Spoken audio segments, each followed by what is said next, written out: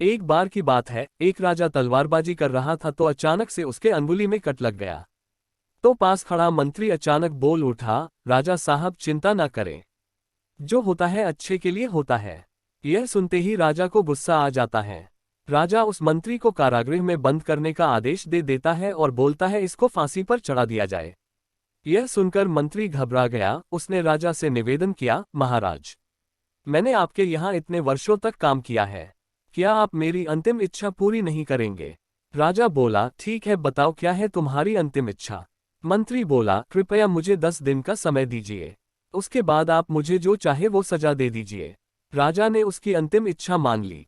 राजा दूसरे दिन अपने सैनिकों के साथ जंगल में शिकार पर निकला। जंगल के बीच में राजा अपने सैनिकों से बिछड़ गए और रास्ता भटक गए। रास्ता ढूंढते हुए राजा वनवासियों के बीच पहुंच गए, जो बलि देने के लिए किसी को ढूंढ रहे थे। वनवासियों ने राजा को पकड़ लिया और वन की देवी को बलि देने के लिए ले गए। बलि देने की सारी तैयारियां पूरी हो गई। जैसे ही राजा को बलि देने के स्थान पर ले जाया गया, वहां खड़े बुजुर्ग की नजर राजा की खंडित अंगुली पर पड़ी। उसने आवाज लगाई कि ये तो खंडित है, इसकी बलि नहीं दी जा सकती। तो वनवासियों ने राजा को छोड़ दिया। राजा जैसे तैसे वहां से निकला और अपने राज्य पहुंचा। सबसे पहले कारागृह में अपने मंत्री से मिलने पहुंचा। राजा ने मंत्री से कहा, आपने सही कहा था, अगर मेरी अंगुली नहीं कटी होती तो मैं जिंदा नहीं होता, यानी जो होता है वो अच्छे के लिए होता है।